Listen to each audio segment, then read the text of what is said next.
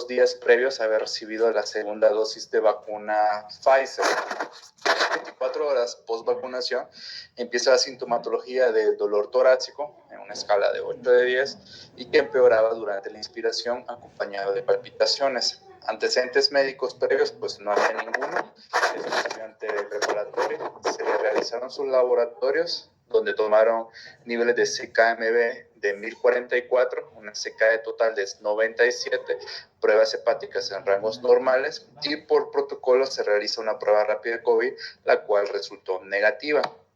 Realizan un estudio de electrocardiograma donde observan primero que es un electrocardiograma en ritmo sinusal con una frecuencia de 75 latidos por minuto, un RR regular con un QRS estrecho y llama la atención la elevación del segmento ST con la presencia de ondas T altas pero de forma asimétrica.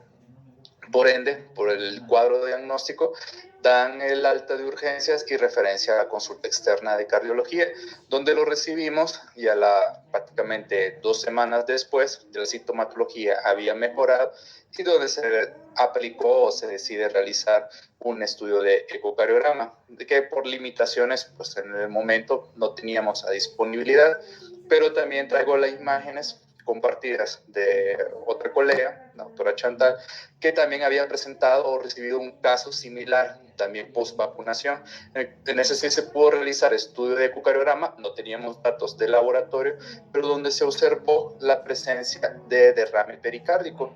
Durante lo que es el estudio, se observa una adecuada contractilidad, pero sí se observa una ligera presencia de derrame, que puede estar acompañada por el hallazgo electrocardiográfico de la elevación ST. El COVID-19, como ya comentó el doctor López, pues es una enfermedad respiratoria aguda por un virus de tipo RNA, el virus SARS-CoV-2. Empezó todo esto desde diciembre del 2019 en Wuhan. Pues al momento, durante la fecha del 25 de abril, pues se reportaba una población total de 507 millones de habitantes que habían sido infectados y se reporta casi que por nuevos casos en 24 horas cerca de los 350,000 pacientes. De esto, hay infecciones, como en el caso de la infección del SARS-CoV-2, puede estar asociado a cierto tipo de cardiomiopatías virales. Ya se les comentó lo que es el PIMS, no vamos a ahondar sobre eso.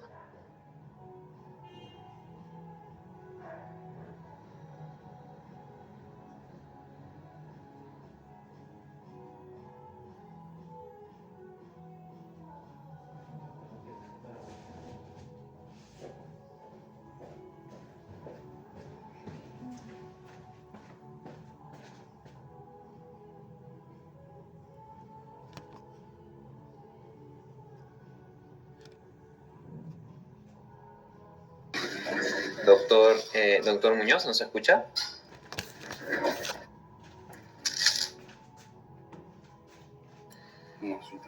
A ver, vamos a contactar al doctor Muñoz rápidamente. Un momento, por favor.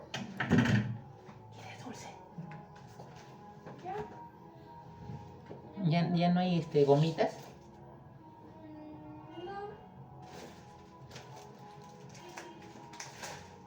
¿Que lo compraste con flor? Sí. ¿Cómo? No lo encontré ahí, no lo pensé, ahí debe estar. Pero después pensé en el otro lugar. Ah, ya. En la alacena no.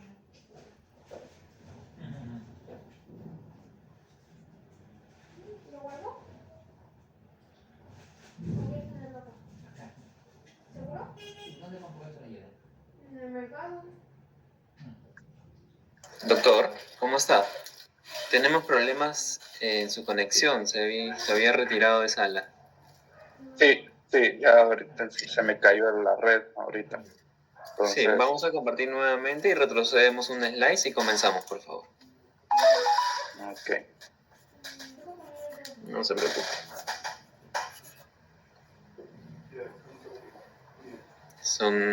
¿Listo? Ya está compartiendo, genial. Vamos al slide. Correcto. Listo, doctor. A la barrita inferior póngale ocultar. Dele clic a la... Ajá. Listo, doctor. Tiene el uso de la palabra. Adelante. Ok. Con las disculpas del caso, bueno, regreso a esta diapositiva, en la cual pues habíamos estado comentando sobre la incidencia global de los casos, que es una enfermedad que ha ido continuando y se ha ido persistiendo, y por ende cada día en 24 horas pues están reportando cerca de los 350,000 casos. La infección de por SARS-CoV-2 pues está asociado a cardiomiopatías de tipo viral. No vamos a hablar de TIMS porque ya lo comentó el doctor López, pero vamos a hablar sobre la miocarditis y la pericarditis. La miocarditis y la pericarditis pues, son enfermedades inflamatorias no isquémicas en las cuales se caracteriza por una inflamación del músculo, una que va a ir asociado a una degeneración de necrosis en lo que son los miocitos y puede ir acompañada de una presentación clínica poco variable o inespecífica, desde dolor torácico, síncope, arritmias, puede llegar a casos severos que llevarlo al punto del choque cardiogénico, la disfunción ventricular y por ende a la muerte súbita o la muerte cardíaca. Eso puede estar asociado bastante a lo que son alteraciones electrocardiográficas o también por elevaciones por datos de laboratorio con biomarcadores. Se utilizan técnicas no invasivas para poder ir generando la sospecha, como el electrocardiograma. Hay los estudios de laboratorio, donde podemos tomar troponinas, CPK-MB, que también pueden ser de apoyo. Hay estudios de imagen, como el ecocardiograma, donde podemos evaluar la contractilidad y lo que es dilatación de las cavidades, para ver si hay algún compromiso en este tipo. Y hay otros estudios que son un poco más fidedignos, como la resonancia magnética, que ha sido o se describe casi como el gold estándar para poder diagnosticar o definir este tipo de enfermedades. El mecanismo en sí de que pueda generar la miocarditis, pues se ha asociado que el SARS-CoV-2, como es un virus de tipo ARN monocatenario, puede ir generando este daño miocardio por una tormenta de citocinas, que va a ir generando una desregulación a nivel de las células T, inducida por una hipoxia, y va a ir afectando lo que es la actividad del eje de la enzima convertidora, en lo que es el receptor AC2, que ese receptor es el receptor de entrada del virus, y eso va a ir a influir a los cardiomiocitos y generar y provocar lo que es la cardiotoxicidad directa. El diagnóstico, pues, no solo se basa de lo que es la elevación de las troponinas, pero siempre hay que tener como un conglomerado de estudios, porque el electrocardiograma tenemos que es una herramienta bastante útil, de fácil acceso, y eso nos puede revelar bastantes anormalidades, desde una simple taquicardia sinusal inapropiada hasta presentar datos de arritmias como fibrilación auricular, bloqueos auriculoventriculares o las elevaciones del segmento ST y compromisos de la onda T. Los datos ecocardiográficos no son tan específicos, pero también permite evaluar la estructura y función del corazón, descartar otro tipo de etiologías secundarias que puedan generar la disfunción del ventrículo, y ver si hay presencia de derrame pericárdico, presencia de trombos, y el estudio de resonancia magnética pues también es bastante útil para poder apoyar el diagnóstico y confirmar o sostener tener bastante peso en la sospecha del diagnóstico de miocarditis. Como este caso, que este es un caso de un paciente adulto, 40 años de edad, que presenta datos de miocarditis secundaria a una infección por COVID. Esta es la imagen de 4 cámaras donde se observa una disminución en la contractilidad del ventrículo izquierdo, dejándolo como una FEBI del 20%, y en los cortes, en la secuencia de inversión con la recuperación posterior a la administración del contraste, se observa un reforzamiento tardío a nivel del tercio basal y tercio medio del ventrículo izquierdo, y en el tercio en la región subaricárdica, septal e inferior, que es lo que están mostrando las flechas. La pericarditis, pues en sí el pericardio es una estructura que envuelve el corazón, que consta con una membrana serosa y una membrana serosa interna y una membrana fibrosa externa, que esto nos sirve como un sistema hidrostático para favorecer, igualar las presiones de las cavidades durante lo que es la contractilidad, y eso permite tener una adecuada movilidad. La presentación de las enfermedades a nivel del pericardio pues pueden ser inespecíficas. Destacan desde los síntomas inflamatorios, produciendo un líquido o aumento de líquido con la posibilidad o la eventualidad de llegar hasta la tamponada, o una retracción fibrótica de lo que es el pericardio. Por ende, la pericarditis aguda se refiere a la entidad de una tríada que estamos comentando: el dolor torácico, el frote pericárdico y las alteraciones electrocardiográficas. Hay que tener datos de lo que es el electrocardiograma, pues la elevación del segmento ST puede dar una imagen de concavidad superior y la presencia de ondas T positivas. Este es como otro dato, otro paciente que también había llegado, que es en otro hospital donde estuve presente, que llegó con datos de infección respiratoria, estuvo 4 días ingresados durante hospitalización y fue presentando un deterioro continuo en el cual por monitoreo observaron una normalidad en el ST, se toma su electrocardiograma de 12 derivaciones, se observa la franca elevación del ST y al realizar el rastreo ecocardiográfico pues evidenciamos la presencia de ese derrame pericárdico masivo.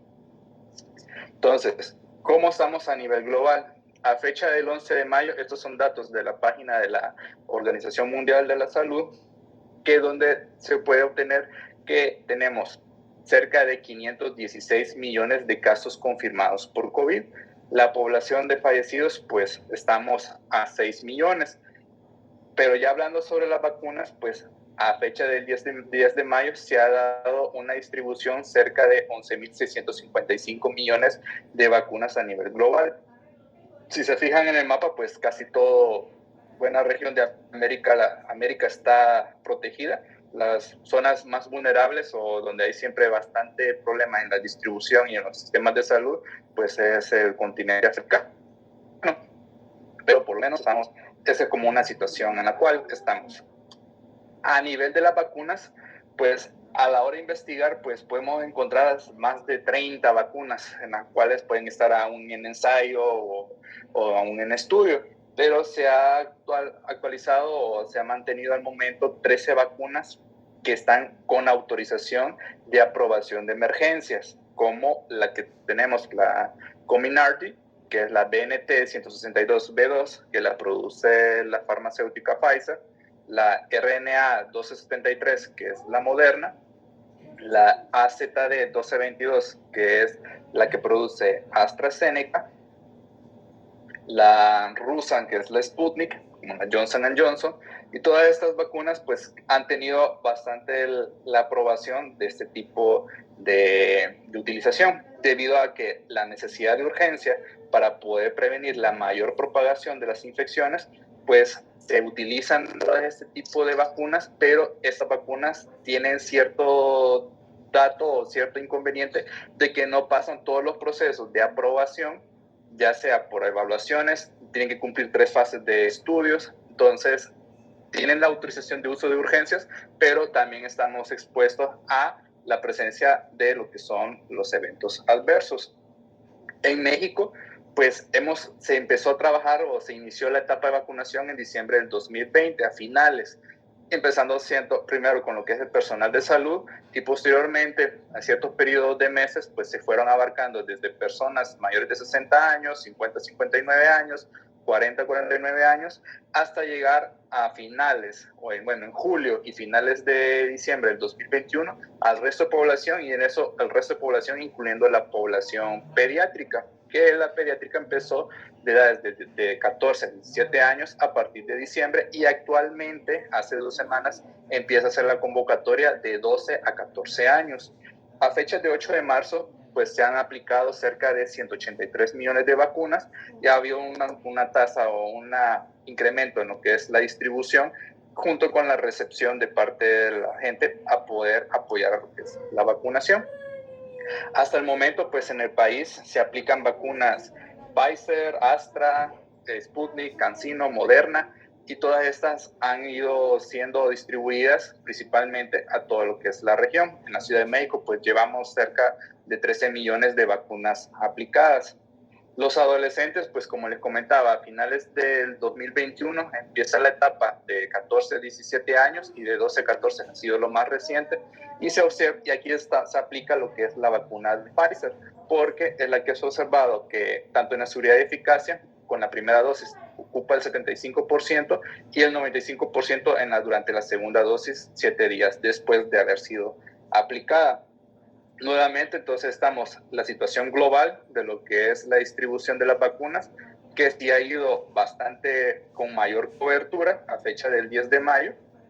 Y a nivel de Perú, pues la Organización Mundial pues da datos de que se ha aplicado cerca de 72 millones de vacunas, 220.6 dosis administradas por cada 100 personas. Un momentito. Los eventos adversos, dado que durante este periodo que se ha hecho durante la distribución, pues han habido múltiples estudios en los cuales han buscado o analizado cómo ha sido la respuesta, la eficacia, la seguridad. Hay ciertos estudios en los cuales se han basado principalmente en estas tres, que son las que han tenido mayor autorización por la FDA en la aplicación de niños y adolescentes, como es la Pfizer, la Moderna y la Astra. La Pfizer pues es una vacuna de RNMA, que es una vacuna modificada con nucleósidos formada por unas nanopartículas lipídicas que codifican la proteína de espiga del virus. La Moderna también es una vacuna RNMA encapsulada con esas nanopartículas que expresa esta glicoproteína estabilizada por una perfusión. Y el Astra, que es un vector adenoviral modificado con replicación que contiene el gen antígeno de la glicoproteína de la superficie estructural. Entonces, estas vacunas, a la hora de ser aplicadas, pues uno debe estar pendiente de algunos eventos adversos. La Organización Mundial de la Salud generó este soporte o esta base de datos mundial que se llama VG Access. Esto fue lanzado durante el 2015 para poder dar un acceso a la información pública de los eventos adversos reportados en ciertos productos, ya sean efectos adversos o reacciones adversas a medicamentos o a inmunizaciones. Fueron reportados por centros de farmacovigilancias, que la mayoría de los países están asociados con la Organización Mundial, y eso se hace un monitoreo internacional, empezando desde el 1968. Entonces, este estudio que muestro ahí, pues esto incluyeron la base de los datos de todos los eventos adversos encontrados por estas tres vacunas previas que acabamos de comentar, la BNT-162, la de AstraZeneca y la de Moderna. De esto, pues, como para hacer énfasis, la vacuna Pfizer, pues, ha generado un total de 3.670.000 reportes, en la cual esta página, pues, da una distribución que a nivel de América, genera el 37% de reportes subidos a la plataforma, de los cuales los eventos adversos más frecuentes han sido en mujeres, un 67%, y el grupo prioritario de edad pues ha estado abarcando de los 18 a 44 años, abarcando el 40%.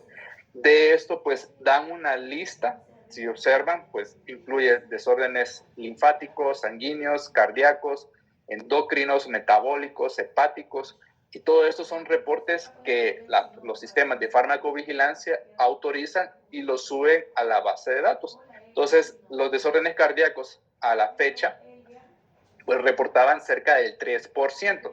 Son 230.000 reportes que se han estado subiendo. De estos, pues es una lista bastante grande, donde se observan desde palpitaciones, taquicardias, miocarditis, arritmias, pericarditis, infartos, y son una lista alta donde se incluye desde grupos pequeños de edades, adultos mayores. No se observa o no tenemos el sesgo de si hay pacientes que tienen comorbilidades, puede que no haya tenido alguna infección o puede que sí haya tenido alguna infección previa. Entonces, esto es todo lo que sube el sistema de VG Access para que uno tenga el panorama de probabilidades a algún evento adverso sobre la vacuna. De estos eventos adversos, pues los más comunes que siempre se reportaban fueron arritmias, miocarditis y pericarditis. Y de las arritmias reportadas, pues fibrilación auricular, extrasístoles, taquicardias sinusales inapropiadas o bloqueos en la conducción. Los grupos que se fueron viendo más afectados, pues siempre han sido los de mayor edad, de edad avanzada, y se asocian bastante con infarto agudo del miocardio o paro cardíaco. En México se basa bastante sobre tanto los centros de farmacovigilancia y los grupos territoriales federales donde van los reportes de SAVIS, que son eventos adversos asociados a vacunación. Los eventos adversos pueden dividirse tanto en eventos no graves como graves. A fecha del 31 de marzo, en el reporte que se hace mensual, se dieron 36,000 eventos adversos, de los cuales 97% fueron no graves, siendo más frecuente el grupo de mujeres, el 59%, entre las edades de 30 a 39 años. Y siempre los eventos graves, pues lo adjudica los grupos de mayor edad, de 60 años. Los eventos adversos reportados como no graves, pues se describen desde cefalea, 65%, dolor en el sitio de la aplicación, el 46%, mialgias, 46%, y curiosamente, pues en la parte inferior, que son la tabla inferior, que son los SAVI graves, la sintomatología, pues tampoco es algo que llama la atención, porque es cefalea, mareos, adinamia, fiebre, mialgias. Entonces, ¿qué es lo que discriminan si es grave o no grave? Estos grupos federales, pues son grupos pequeños donde analizan los reportes enviados por los sistemas de farmacovigilancia, donde ellos en conjunto toman la decisión de que si el paciente que están enviando fue evento adverso asociado a la vacuna, pues lo reportan. Si no fue asociado, pues no lo reportan. Por ende, el sesgo de información pues puede estar influenciado y puede que no se esté reportando de forma ideal los eventos que pudiéramos estar considerando nosotros como graves. Dándolo por grupo prioritario, pues nuestra parte, que son los adolescentes de 12 a 17 años, pues se han reportado un 7% de eventos graves, un 92% de no graves, pero aún así genera la duda de qué sería lo más grave que pudieran estar reportando, ya que el listado de síntomas, pues se ve que todo está bastante bien. Entonces, a la hora de hacer la investigación y buscar datos, porque al final esto es por bastantes reportes de artículos, de grupos, de institucionales, pues uno llega a la sospecha de que, ok, probablemente seamos en nuestra plática el tema de miocarditis o las pericarditis, ya que es algo que puede estar bastante influenciado. No descarto o no excluyo los otros tipos de complicaciones, ya sea como las taquicardias sinusales, pero hace bastante énfasis el tema de la miocarditis por la vacunación para poderla seguir promoviendo, ya que la miocarditis, dándonos un cuadro de imagen previo a la etapa del COVID, siempre se ha reportado posterior a las vacunaciones. Ha sido un evento adverso poco común, pero sí ha estado frecuente o ha estado asociado a las vacunas de tipo viruela, influenza o hepatitis B. Se ha reportado de 10 a 20 pacientes por cada 100,000 por año. Entonces, desde 1990 al 2018, el sistema de notificación de eventos adversos, pues ha estado dando un reporte total de 620,000 informes asociados a miocarditis, pero empieza la etapa de vacunación COVID en diciembre, para llegando a la fecha, cerca de abril de 2021, empiezan a observar un incremento de casos de miocarditis y pericarditis, y a la hora de hacer la historia o el hallazgo, pues observaron una asociación a las vacunas del Pfizer y de Moderna, y comúnmente en adultos y adolescentes jóvenes. Entonces empiezan la mayoría de los estudios a publicarse entre lo que es finales de octubre, finales de diciembre, y cada quien empieza a dar su experiencia sobre qué es lo que observaban.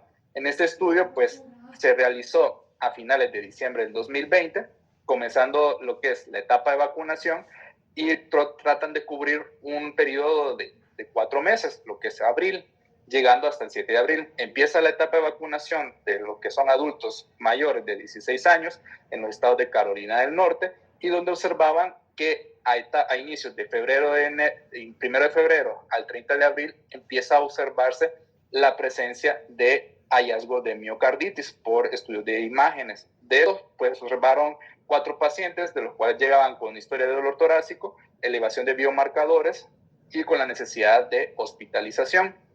Este otro artículo, pues, hace una revisión de todas las historias clínicas de los pacientes post-vacunados para poder identificar a este tipo de pacientes. Evaluaron 40 hospitales en lo que es la región de Washington, Oregon, Montana, Los Ángeles, California, en todos estos pacientes post-vacunados hasta la fecha del 25 de mayo del 2021. De este total, tuvieron un total de 2 millones de personas, donde observaban de que el 58% ya había recibido la primera vacuna, el 52% fueron Pfizer, 44% Moderna, y de este total, pues un porcentaje leve, en total fueron 20 personas que ya tuvieron datos de miocarditis relacionadas a la vacuna y 37 a lo que es a pericarditis. La miocarditis se observaban que se empezaba a desarrollar en un periodo de 3.5 días posterior a la vacuna. Y al principio estos 20 pacientes pues llegaban a la hospitalización, dan su manejo y posteriormente fueron dados de alta y no se reportaban datos de decesos. Este otro estudio pues hizo una serie de casos en pacientes menores de 19 años ingresados por el cuadro de miocarditis aguda tras la vacunación, empiezan a evaluarlo y definirlo, el cuadro de miocarditis, más el apoyo de estudios de gabinete como el electrocardiograma, el ecocardiograma, la resonancia, y observaban que al momento del ingreso, pues hay cierto grado, cierta afectación en lo que es su clase funcional, disminución en la función ventricular, y posteriormente durante el seguimiento observaban mejoría sintomática. Entonces, siempre llevaban a una conclusión de que estos pacientes regresaban a la normalidad. Daban los datos gráficos de que eran pacientes entre las edades de 15 años, entre 12 a 18 años, la mayoría eran sexo masculino, el 93%, y habían sido vacunados por la vacuna del BNT 162. Los síntomas pues siempre ocurrían posterior a la segunda dosis de la vacuna, excepto un caso, y de todos estos pues siempre presentaba una regresión sintomática en lo que es el seguimiento a largo plazo. Entonces, en resumen, pues la infección del COVID puede causar una inflamación sistémica a través de 3 probables formas, que puede ser la infección por el virus en la célula huésped, que conduce a la muerte celular y a la activación de la respuesta inmunitaria innata. El complejo de la proteína de la espiga, pues sobresale en la envoltura del virus y puede generar como un superantígeno y puede llegar a provocar la inflamación a nivel de las células T. Y este virus circulante pues, puede exacerbar la inflamación mediante activación de respuestas innatas inmunitarias, y esto puede ir cada vez empeorando más, de las cuales pues, se ha sugerido que la subunidad S1 de la proteína de espiga del virus puede, producida por la vacuna del ARN mensajero, esta interactúa con un receptor, el receptor 4 tipo TOL, activa lo que es el factor nuclear y provocando así una inflamación y una toxicidad de lo que son los miocitos y poder ir generando lo que es la presencia de la inflamación miocárdica. El diagnóstico definitivo pues es por medio de una biopsia endomiocárdica, pero las dificultades técnicas, el riesgo de perforaciones o las complicaciones por el procedimiento, pues no es algo que se utilice o se llegue a indicar de forma rutinaria. Por ende, la CDC da una cierta definición para un caso probable o un caso confirmado de miocarditis asociado a vacunas. El probable, pues, es la presencia de un síntoma nuevo o más de uno, o empeoramiento del síntoma, ya sea dolor torácico, presión, disconfort, disnea, palpitaciones, síncope, y por hallazgos de gabinete, pues la presencia de troponinas elevadas, hallazgos anormales electrocardiográficos y apoyo de imagen por ecocardiograma, que haya una alteración en la función ventricular, el estudio de resonancia magnética, que también puede ser de apoyo bastante útil, y el caso confirmado pues se ve bastante igual, pero ahí ya incluye que son datos histológicos en los institutos o hospitales que puedan realizar el estudio de la biopsia, la elevación de las troponinas junto o combinado con los hallazgos de imagen como la resonancia, que también puede ser bastante fuerte para confirmar a ese paciente para la definición de caso. Las manifestaciones clínicas, pues, podemos resumirlas de que estos pacientes pueden estar asociados a que hayan sido vacunados recientemente por algún tipo de vacuna como la Pfizer o la Moderna, siendo sexo masculino el más común, jóvenes entre menores de 30 años. El tiempo de aparición de los síntomas pues se ha asociado entre los 3 días posterior a la vacunación, un rango a veces de 1 a 7 días. Hay pacientes que pueden llegar al mes con la sintomatología. La clínica, pues la clínica de dolor torácico, palpitaciones, disnea, el estudio de laboratorios que necesitamos tener la presencia de troponinas elevadas, datos electrocardiográficos, que en este caso puede ser los cambios en lo que es el segmento ST, el apoyo de imagen, el ecocardiograma, descarta que no haya derrame pericárdico, evaluar la función cardíaca, y si tenemos la posibilidad, pues poder tener el estudio de una resonancia magnética. El manejo, pues es como lo que reportan diferentes estudios, llegan a diferentes tipos de terapias. Hay estudios, pues, sociedades que lo manejan solo con antiinflamatorios, aspirina o inmunoglobulina, como una miocarditis. Y el caso de la metilprednisolona o los esteroides, pues es un dato de discusión porque se está evaluando o está manejando una miocarditis de etiología viral. Entonces, por ende, podemos empeorar o generar cierto grado de complicaciones por la inmunosupresión. Pero no hay ahorita como una guía o algo fijo sobre el manejo de estos pacientes. Pero sí, en caso del paciente que presenta sintomatología, hay compromiso hemodinámico, pues es mejor tenerlo hospitalizado, realizar todos los estudios y dar el manejo y dar el seguimiento. La mayoría de todos los estudios pues siempre reportan de que hay una resolución bastante favorable sobre la sintomatología. Entonces, hablando ya de un texto sobre el tipo de infección, ya se planteó sobre las complicaciones severas del COVID, ya comentaron sobre el síndrome inflamatorio multisistémico, la asociación de solo tener COVID, pues el riesgo de presentar miocarditis, pericarditis.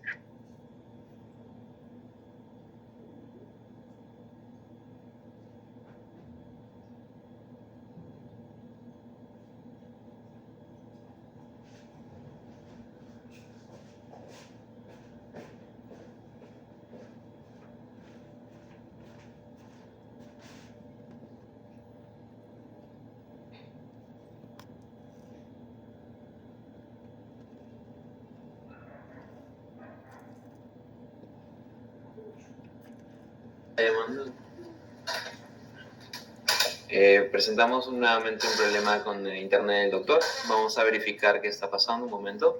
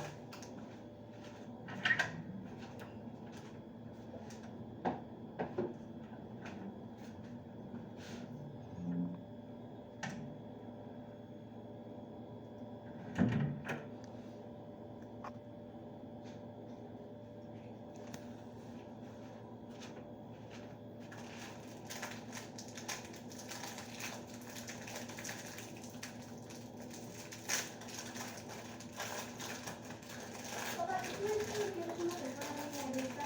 Técnicamente no lo eres porque te está diciendo eso para que la gente te halague. Y halagar, que la gente te halague es un... Doctor, ¿ya lo podemos ver en escena? Por favor, su PPT. ¿O no? ¿O estoy mal? ¿Este no se ve? Lo vemos ahorita, pero no. Ahora sí tenemos su pantalla compartida. Sí, está bien. Apague la cámara. Bueno. ¿Entonces no? ¿O me equivoqué? Bueno, Se nos fue su presentación, doctor. listo. Ahora sí. Ahorita se puede ver. Sí. Listo.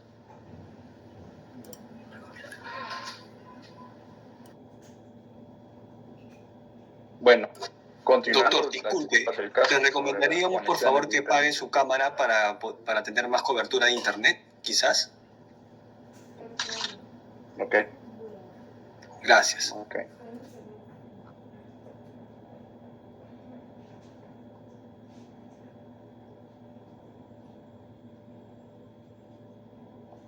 ¿Podemos observarlo ahorita? Sí, doctor, adelante. Bueno. Preséntela. Listo. Papá, Bueno, con las disculpas del caso, tenemos, bueno, retrocediendo solo unas cuantas diapositivas, les comentaba sobre la presencia de la vacuna que puede estar asociada, pues son pacientes masculinos, menores de 30 años de edad, jóvenes, en tiempo de aparición de 3 días posterior a la segunda dosis de vacunación, ya sea Pfizer o Moderna, la clínica, pues, sintomatología de dolor torácico, palpitaciones, disneas, estudios de laboratorio, pues corroborarlo con troponinas, electrocardiogramas, tener hallazgos anormales como la elevación del ST, solicitar el ecocardiograma para evaluar la dilatación o alteración en la función cardíaca, y si tenemos las posibilidades, pues tener o apoyarnos con un estudio de resonancia magnética para poder hacer también el apoyo ante una miocarditis. El manejo, como les comentaba, pues es bien variado, dependiendo del grupo. Hay grupos que lo han manejado con aspirina, otros con inmunoglobulina, y otros con metilprednisolona, pero dependiendo del tipo de decisiones en conjunto, pues se da el seguimiento, y en la mayoría de los casos pues se reportan una adecuada regresión y un adecuado mejoramiento en lo que es la calidad de vida. Entonces la discusión pues llega al punto de si estos pacientes deben o no deben ser vacunados, ya que sigue siendo un debate en curso. Uno de los argumentos clave para vacunar a los niños pues es protegerlos de las consecuencias a largo plazo. El riesgo pues ya se comentó sobre la posibilidad de presentar el PIMS, el síndrome inflamatorio sistémico, o los síntomas de persistencia de COVID prolongado, pero a la hora de hacer la pregunta pues hay que valorar si los beneficios de esta vacuna va a prevenir los daños de edad y va a superar los riesgos conocidos o potenciales asociados a la vacunación. Ya que esto puede estar influenciado por el factor poblacional, tratamos de reducir la transmisión de lo que es la enfermedad. Hay que tener un adecuado suministro de vacunas, y al tener todo esto, pues tratamos de evitar las cuarentenas y el cierre de escuelas para que los niños pues puedan volver a tener una adecuada calidad de vida, mejorar sus condiciones, poder favorecer el crecimiento y el desarrollo de cada uno. Entonces, los riesgos potenciales sobre la enfermedad o lo de la vacunación, pues se resumen o dan lo que es la miocarditis o la pericarditis, que ya estamos como incluyendo o definiendo que son las posibilidades de que a la segunda dosis de este tipo de vacunas, pues siendo adolescente, hay que tener el detalle de que pudiera o no pudiera presentar el riesgo de este tipo de complicaciones. Hay que tener el énfasis o el seguimiento a los días posteriores, segundo o tercer día. Si llega a urgencias con historia de dolor torácico y palpitaciones y fue vacunado, pues hay que tomarle bastante énfasis a que probablemente sí sea un efecto secundario a la vacuna. El riesgo de trombosis pues está reportado más en los pacientes adultos, pero en lo que son la serie de adolescentes o niños, pues el riesgo no ha sido tanto, no se ha descrito, y a medida que se va avanzando en lo que son las etapas de vacunaciones, pues hay que estar pendiente de la presencia de ese tipo de complicaciones. Y aún así, faltan datos de seguridad a largo plazo que vamos a necesitar tener un seguimiento sobre estos pacientes que llegaron a presentar miocarditis, que no vaya a presentar a largo plazo cierto grado de fibrosis o disfunción asociada o la posibilidad de llegar a presentar arritmias. ¿Qué es lo que define entonces o qué es lo que recomienda la Asociación Americana de Pediatría? Pues recomienda la vacunación a todos los niños y adolescentes a partir de los 5 años y que no tenga algún tipo de contraindicación a la vacuna y ya estén autorizadas, a estas vacunas autorizadas para el grupo de edad. Los niños con infección o enfermedad previa por el virus, pues también deben de recibir la vacuna contra esta, según dependiendo de las pautas que diga la CDC. Los niños, pues cualquier vacuna, pues hay que tenerla bastante en énfasis, pero sí hay que tener este detalle. Y lo que es el grupo europeo, pues también se mantiene en énfasis o apoyando lo que es la vacunación. Entonces, como conclusión, el papel de los pediatras en la promoción de la vacunación es bastante fundamental, especialmente en casos de mayor riesgo de enfermedad y poder disminuir lo que son las hospitalizaciones y muertes por COVID. Los pediatras vamos a jugar un papel esencial para poder ayudar a responder a las preguntas que tengan los padres con respecto a las vacunas, para poder excluir o quitarle cualquier comentario, cualquier sospecha, y poder favorecer y generar un ambiente seguro para que ellos puedan promover y continuar lo que es la vacunación. Y eso es lo que les traía de momento. Gracias por la atención y disculpas por el caso de mi internet. Muchas gracias, doctor Muñoz. Los problemas de la tecnología siempre nos juega a veces malas pasadas, pero muy excelente su conferencia, la experiencia que usted